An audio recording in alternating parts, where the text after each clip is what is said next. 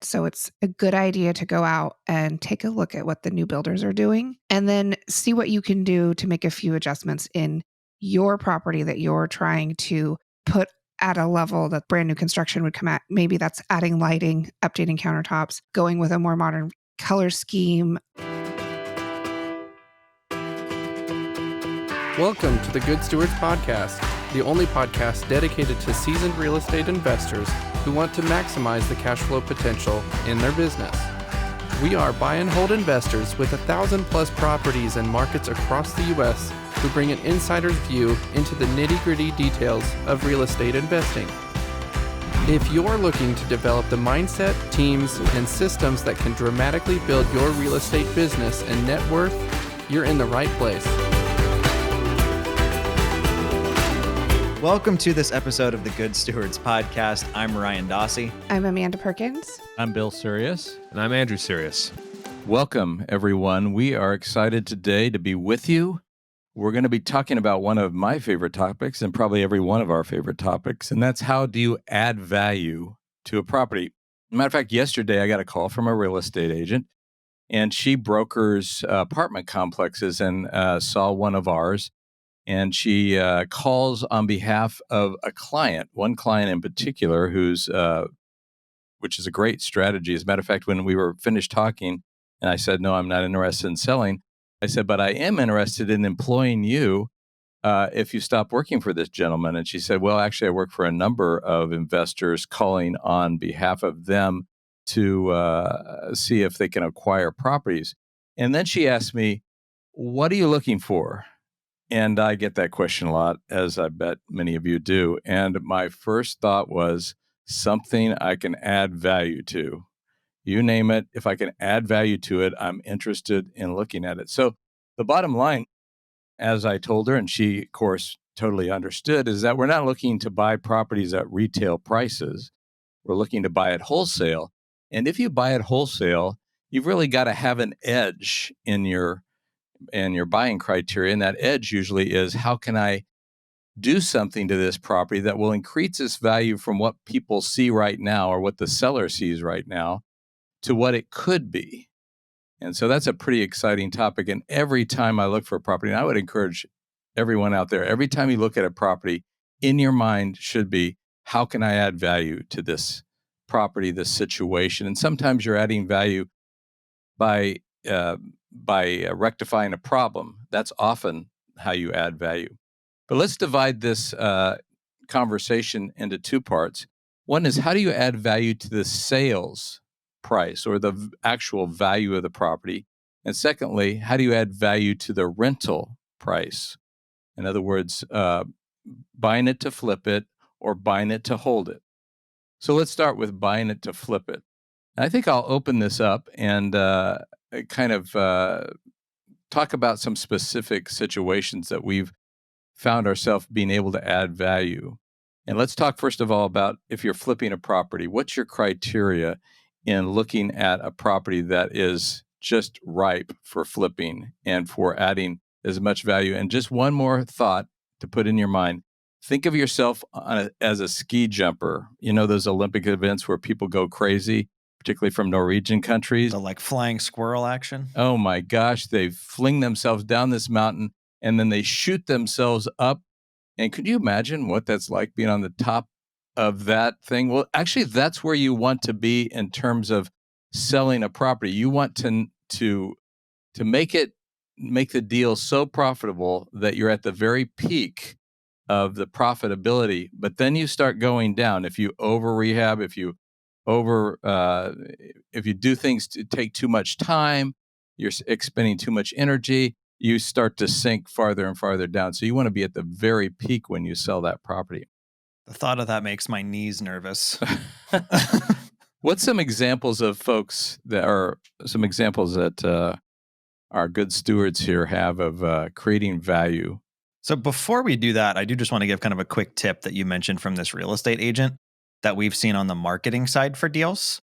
So different people respond to different things. So if you cold call a list versus direct mailing that same list, you're going to get different responses.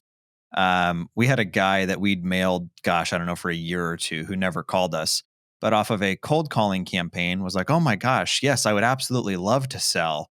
And it was like, well, why haven't you called us? So another interesting thing you can do if you have a realtor on your team or know one is do a marketing campaign from the realtor to the property owner of, I have a client who's interested in making you a cash offer for your house. They pay all of my fees. It doesn't cost you anything. Give me a call if this is something you'd be open to. It's comical. We'll hit a list with we'll buy your house as is for cash piece, and the realtor piece will get different responses. So if you've, quote unquote, tried everything else, it's potentially a good option. So let's dive into it. How have we seen ourselves being able to add value in our various markets that we've flipping? Well, Mhm. it seems kind of elementary. A lot of times we'll try to take a house and give it features that are popular in today's market. So it's a good idea to go out and take a look at what the new builders are doing and then see what you can do to make a few adjustments in your property that you're trying to put at a level that the new house, brand new construction would come at. Maybe that's adding lighting, updating countertops, going with a more modern color scheme. Holding. Right. Just sort of taking, and try to, obviously, you're going to want to maximize your dollars spent. So you're not going to want to gut everything unless you really have to, but really just trying to take a few elements and kind of see what's popular in the market, what's selling fast. It's a good idea to look at what kinds of things go quickly, that sort of thing. And so see what what simple things you could do in your property to kind of mimic what's going on a new construction site. I would also throw in on a flip. If you're like us and you're a buy and hold investor, you may want to use like not the tan and white color scheme, or you may want to do something, nicer than the typical countertops you do. I know one of the things we've seen in flips in particular is it's like the small things. If you have kind of the old like particle board doors, updating them to the 6 panels doesn't really cost you that much in the grand scheme of things, but makes someone think like, wow, this place is nice. Similar with like trim. We pretty much always paint our trim on anything we do. If you have kind of the old wood colored, I mean, it just really, really dates a property for people. Same thing with like hardware, right? Swapping out, knobs on cabinets and vanities and things of that nature can make the property feel a lot newer, even if it's not. I would say a couple things with rentals. I would still do the poles and knobs and stuff like that, as well as the outlet and switch covers, just because they're really cheap and they bring it to life. With flips, you got to take it another step further, and you also got to worry about like if you're buying a property that has old HVAC, or a old electrical panel or pushmatic or something like that. Tenants aren't going to care that much, although you do need to know that they're going to be on the way out. But homeowners are going to ding you on that. We had a flip recently where we had HVAC that was kind of on the line, and we needed to replace it to get the sale through. So you need to take those things into account. Upgrading those, you might be able to hold an HVAC that's 15, 20 years old for a couple more years with a rental. You probably aren't going to be able to sell it that way without at least giving a discount. Especially if you're targeting a first-time home buyer situation. Many times a first-time home buyers, like they're coming in with a very little down payment type of a situation, and they want a brand new house because they don't want to have to worry about replacing They don't have the roofs, cash water for it. heaters. Yeah, I mean, those are And they don't know expensive what they're things. looking at when they see an inspection report, so they just freak out. Right. Did you say freak out? Freak out. Oh, thank you. Sometimes we've called it the look, trying to give the property the look. I'm not a big fan of gray, I have to admit, because I do feel it kind of doesn't wear on a person as well as earth tones. But when we are flipping a house retail to a homeowner, we are painting them light gray. It's kind of a warm gray.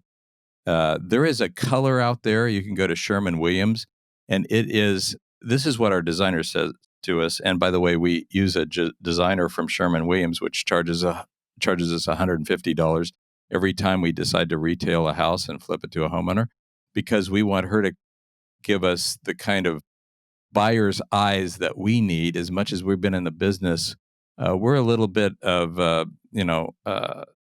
efficiency nuts, and she's going in there and saying, this is the look you need to give it. And we call it the look. And this gray, she says, anyway, I've not been able to quantify this, but it sells more than every other interior color on the market together, combined, this one color. And you can ask your Sherwin-Williams representative or any other paint store representative, what is the current most sold interior color? It's likely a warm gray color, but I was really hoping you were going to give us the name of it. I was like, what is it? I think it's, isn't it Revere Pewter? I think that's right. Thank you, Amanda. I think it's Revere Pewter. And I mean, I think the other one that is right in line with it is Agreeable Gray. And I think any of the paints know what that is because those are both really I hate popular. These names, but well, they're awful. You should go read them. You don't agree with them? I think what's important is it's not really, especially if you're trying to put it out in a retail market, it's not important what you think looks good. It's important what the masses think looks good. So if you're trying to do something, if you're not a designer, but you think you are and you have a specific taste, you should go get a second opinion and not just rely on your taste. That's huge. Because you like it. We were looking at properties in Pensacola because we're moving, and stumbled on one of the funniest listings I've ever seen because the guy's out of his mind. So he was like, property appraised for $425,000. I know what I've got though, so don't waste my time if you're going to offer me less than $475,000. And then every picture, every single room along the crown molding, under countertops, under cabinets, he has like those party lights. And it's like, like all of his pictures are with the lights off and like different lights on in the rooms. And it's like, okay, that's interesting. What like icing on the cake was the last picture, kid you not, was the view from a camera inside a shower. And his listing was like, we have like a 29, camera whole home system. And it was like, okay, you're nuts. So just because you want cameras in your shower doesn't mean that your next buyer is going to want that. Nobody wants that. Well, creepy people want that. Andrew's like, nobody that you want to be you're doing business with is that. Well, the other thing, so when we're looking for a flip property, which isn't our specialty, there are some properties that you walk into that it's almost you hit a wall with like, this looks fine, but it needs so much work we can't touch it. There's specific areas that were trickier to update. The 90s is a real tough era for us too, because it has a lot of oaky wood, which is totally a taste for some people, brass, pinkish countertops, and the stuff might be in okay shape, but it's just not going to be super appealing to all.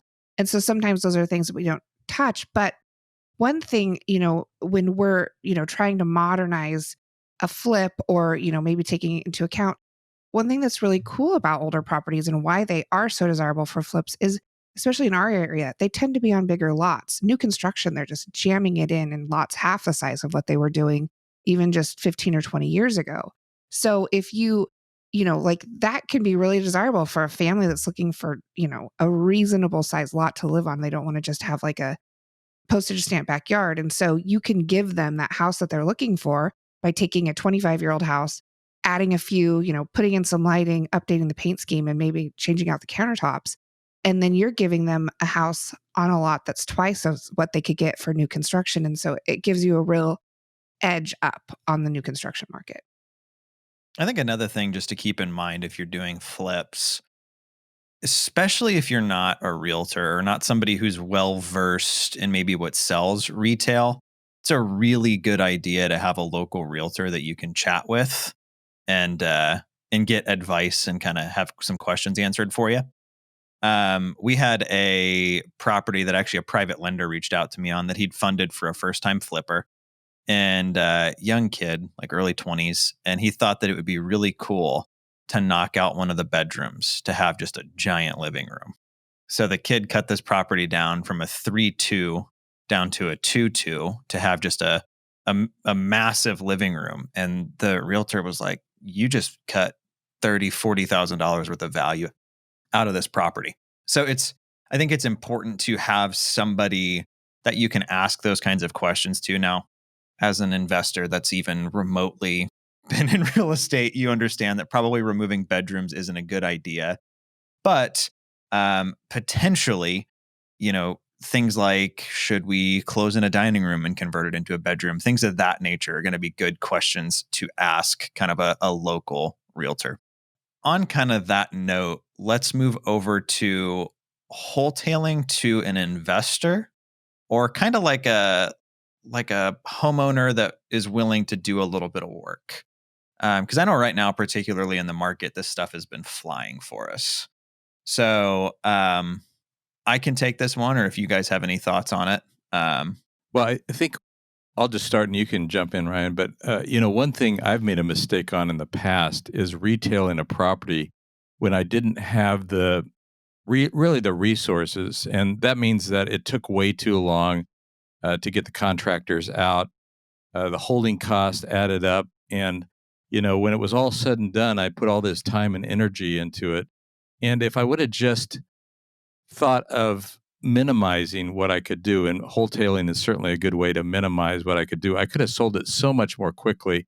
I could have taken, the sales price down a number of notches and found that homeowner who has some gumption and wants to do changes themselves. So I think that's something you need to evaluate, and part of it is evaluating yourself and your team. What are you ready to do? What can you do And most being efficiently and honest, effectively? Yeah, for sure. I had a flip that I did back in 2016. And it was one of those, like, this thing's going to change my life kind of a deals, right? It looked like there was $100,000 spread in profit. And we went under it was one of the only properties I've actually bought off the MLS. I got it under contract within a couple hours of it going live. And long story short, the next day I got a call from somebody who offered me, I think, a $25,000 or $30,000 assignment to take on the project. And I was like, oh, I'm going to make 100. Why would I sell this to you for 30? Oh, is hindsight 2020. So Or on this 25 in this property, case, 25, 30 in this yeah, case. on this property a year later, it's all said and done. It's finally closed after all the issues. And I got a check for $3,300. So it was like, even my wife was like, like, I don't normally like get into business things, but maybe we should have taken that check. I'm like, yeah, Well, you're at not least you wrong, got but $5 an hour. I've had properties where I've had to pay out oh, as have extremely more I. than that. So I think on the note of, kind of looking at, is this property potentially a good fit to wholesale or to sell as is? So the big thing I look at, because we've done quite a few of these lately, is it livable as it sits? And is it clean enough? We did one that was a $320,000 house that I got for, I think, $247,000. And we spent $1,000. We had Merry Maids come in and they steamed cleaned the carpets to kind of get some stains and some spots out. They dusted, and we were able to sell it. Now, the carpet isn't what I would call like, wow, this is great. But it was like, a family can live here and they're not going to feel like they're living on somebody else's old mess. It's not new carpet. That's pretty obvious, but it's not like, it's not stained, right? So I'm typically looking for something like that, or a lot of the times with kind of wholesale deals that we're selling to either a flipper or a homeowner buyer. For anybody who's not familiar, because I get this question all the time, a wholesale, basically a property we close on, do almost nothing to, and turn around and list it on the market. It's basically a flip where we don't do any work. So another thing that I typically look for is like builder grade level. Like maybe they bought the property new 5, 10, 15 years ago and haven't really updated anything. So it's still kind of, livable. Finishes are decent, but it's not modern necessarily. A lot of the times those are a good candidate for something like this. The other thing we'll typically look at is just major systems. We've done a few where we've simply just slapped a roof on it and then turn around and listed it. So properties that are financeable, that don't necessarily need a ton of work, it's more cosmetic updating, you may be able to make the same amount of money or more listing it as is. And when I say as is, like we're still going to fix stuff that comes up on inspections, but we're not doing the construction ourselves. So it's potentially a good exit. Andrew, you might want to jump into this a little bit with your teams in terms of rehab and where you. I mean, our rehab model has been try to be as straightforward, quick in and out as possible. And so with the Burr model, the value add is very usually straightforward. But there are examples where it makes sense to kind of go a step beyond that.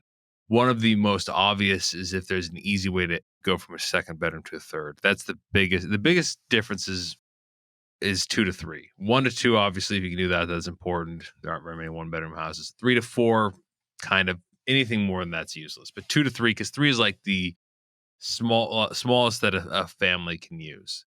And so if you can find a place to add a third bedroom, a way to do that without making, if they have a master that's not, you're not going to make into tiny little, closets, then that's something you should do. With student housing, obviously you want to create as many bedrooms as possible. With family housing, if you can add a third, that's important. Finishing basements if they're walkout. We don't finish basements if they are regular, like if they're completely underground. They're probably going to get water. Especially in the Midwest. That's Or in the Northwest. Sometimes we do a finish job where we basically paint the floors in oil-based paint so it doesn't rub off, and then paint the walls white. So paint the floors gray, the walls white, and then that kind of even gives spray you the ceiling too. You give the ceiling too if there is a ceiling. Oftentimes it's just beams and ducts and stuff like that. But that gives it a semi-finished feel, and they might put pool table and something wet down there. But we might make it finished if it's a walkout basement where it's on one side it's underground, on the other side you can walk out in the backyard or whatnot. I wouldn't recommend finishing in any other circumstances. And adding egress windows are very expensive. So egress windows are extremely expensive, especially got to cut into the concrete. And if you have water issues in a basement, it's hard to go in and try to fix those. If you're gonna have a finished basement, you would probably want to start with it in new construction. You don't really want to be trying to fix a 60-year-old basement that's had water issues for 60 years. It's just like chasing your tail around. And generally, we don't want to add space unless it's really, in the Midwest and other places in really expensive markets. You add space anywhere you can. In the Midwest, space isn't that expensive, so like we don't convert garages very often. I can't actually think of doing it. I think we did it once. Like garage conversions generally don't make sense. One time we actually unconverted a garage conversion to get the garage back.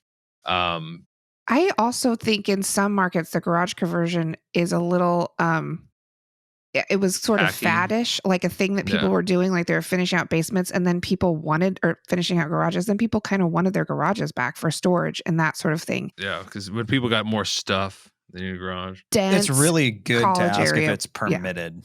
Yeah. I think a lot of the deals we've done in Indianapolis, we turned the garage into a 4th bedroom. Did you pull permits? No. Like, okay. So that's got to come back out, which just gets you a better deal. So, yeah, unless you're buying from a bank, then they don't care.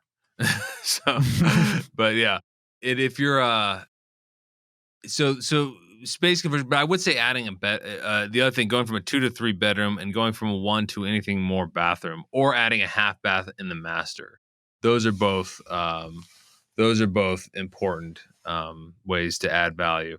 And it's much easier if there's a basement where the plumbing is easily available underneath, and also if you're close to the other bathroom, like if you put the bathroom right next to each other, that makes it a lot easier to run the plumbing.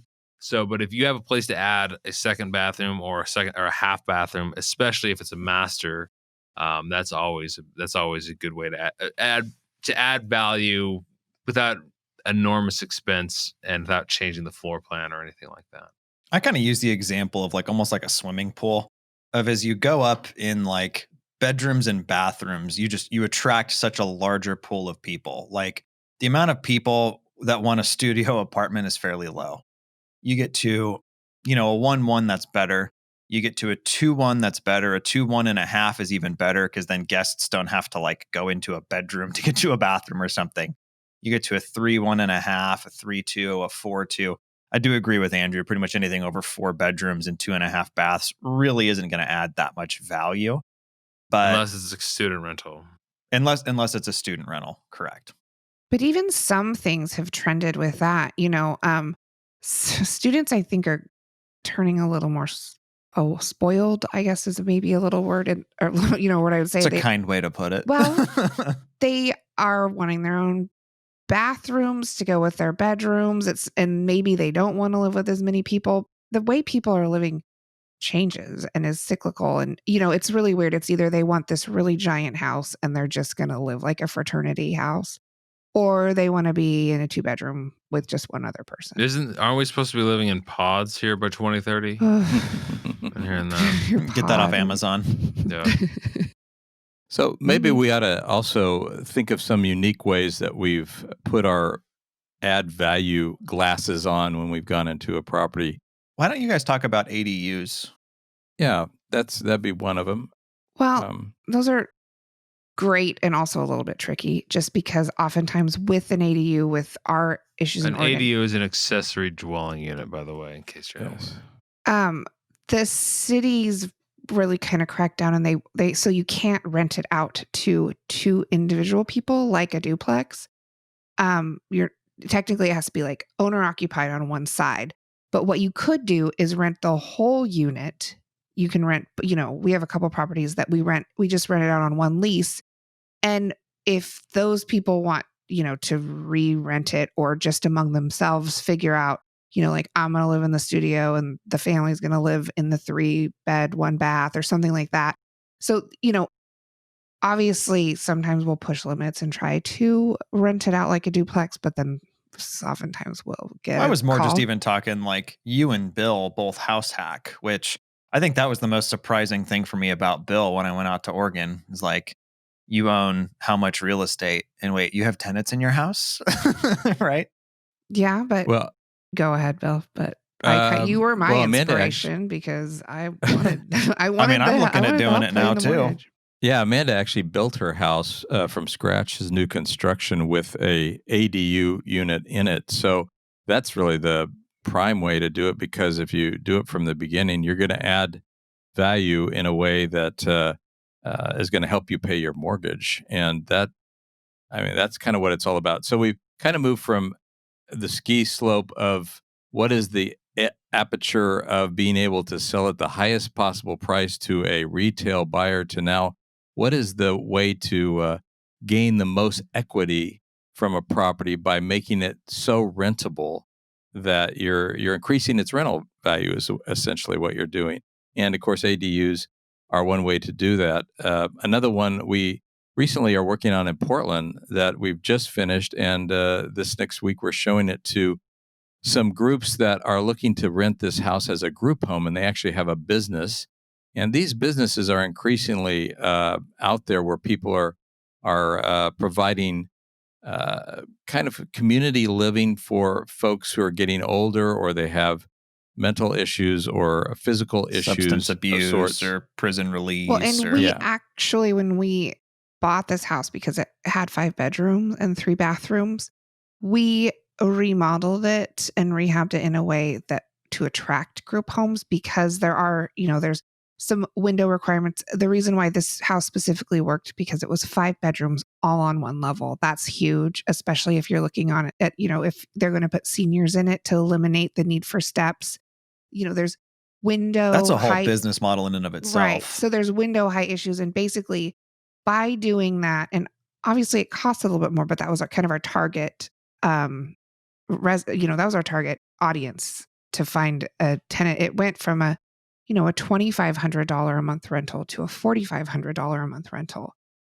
And, we'll kind of see how that plays into appraised value, since we do have to get a commercial appraisal or a commercial loan on our residential. If the appraiser will take that into account. This is something that we're kind of experimenting with, but the cash flow will be great. So yeah, and one feature of this house is actually there was a garage conversion, and this hits on a number of notes that we've already talked about. It wasn't totally permitted, so it took us months to rectify that, which we didn't really anticipate getting into the property. Well, especially because right before we were closing, the title company called you and said, "Oh, we found there's a utility bill that didn't get included in title." And you said, "Okay, we'll go ahead and pay it." Wasn't a utility bill. It was a penalty from the city of Portland for outstanding issues. And then it was like, we got into it and unraveled. It wasn't our best. It Yeah, wasn't our best. well, Well, it and the wasn't city my. of Portland is just so gracious to work with, from what I've heard. Well, once in a while, I mean, this situation, we had to close it. But you really want to know if a title company is saying, yeah, we can close it, but there's only one little glitch on the title that you'll need to accept. You really need to look at that glitch very closely. That was a lesson there because that cost us thousands and thousands of dollars trying to rectify that. Now, because it had a garage conversion, a two-car garage conversion, it actually lends itself very well to this group home concept because the house manager or the owner operator will be living, and their family will be living in the two-car part of the conversion, and then the other 5-bedroom will be for their business and for their customers, their folks they're taking care of. So I think one of the important things to highlight here is how this helps you scale your business.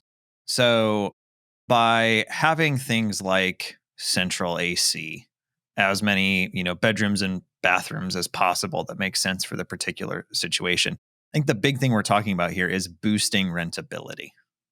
So the easier it is to fill properties with quality people, the faster you can grow and scale. I mean, I'll be blunt. One of the issues we ran into in Indianapolis was our GC, who no longer works for us, had a really, really hard time with that last 10%. And that's really typical. I've heard a lot of people say, the first 90%, the last 10% is just as difficult to get done. It's all the kind of punch list finishing things. And we had a phase where we were having a hard time getting properties filled because that last 10% was just kind of meh. So you look at, like Andrew mentioned, small things like light switch covers and, trim and things of that nature. It's kind of like the bow isn't on the present, so to speak. Whereas, if you really want to grow your business and scale it in a way that, not just growing for the sake of growth, but scaling intelligently, by having kind of some of these value add options, making sure you're meeting the demand of what the market's looking for, not what you would personally like, you're going to be able to fill stuff quickly with quality people. I mean, we went from pretty slow fill up and lease up to, we've had 12 to 15 rental applications this week. That's not showings. That's people that have said, yes, I'll take it, screen me, and paid. Right. So, I think that's kind of by doing these value add things, making sure, like in the Midwest, a lot of properties are on window units. I don't know about you. I'm not going to deal with window units. Right. So, doing things that attract the largest pool of qualified applicants, not only are you going to make more money, but you're going to be able to scale your business because you're not going to have a big lag or breakdown when it comes to renewal, or you're not going to have a ton of turnover, right? You may be able to fill a place with window units, but that family lives through one Midwestern July and August of it being 82 degrees in the house and that window unit starting to blow warm air. They're probably not going to renew. Yeah, and that means, I think, looking at your value add proposition and spending dollars right off the bat and not trying to, I guess, cheap it out. So if that means you've got to have get a good deal to begin with. Yeah, if that means you only try to cheap it out if you sold yourself on buying a deal you shouldn't have bought in the first place. Yeah, that's a very good point because that means you might need to pass on that property because, yeah, maybe I could do this or I could let this go and let this go and let this go. But what is the end product? If you're going to be customer centric, either in the sale of a property or in the rental of a property, then you got to say, what do my customers really value? And what's it going to take to rent this property to quality people who are going to live there a long time and enjoy themselves? And if you do it at first, if you do most of the work up front rather than, at turnover and the next turnover, you're going to get the kind of person you want right off the bat. And you're also going to be able to charge the highest amount of rent possible. Nobody wants to be an accidental slumlord. So go into it, begin with the end in mind. Hey, that You didn't that just make sounds like that a up, good by the book way. title. Bill's like, yes. Yeah, all right. Thank you, Stephen Covey, by the way. I hope you've enjoyed this process. There's a lot more ideas, and we'll certainly be sharing those. But we'd also like your ideas, your comments, your thoughts, your suggestions. And if you want us to answer questions and deal with a specific topic, please let us know. And go to thegoodstewards.com. Tell your friends about it. Throw us some likes. And don't throw us shade. Throw us some likes. Okay. Anyway, enjoy your day, and we'll be back at it again next week. Thanks.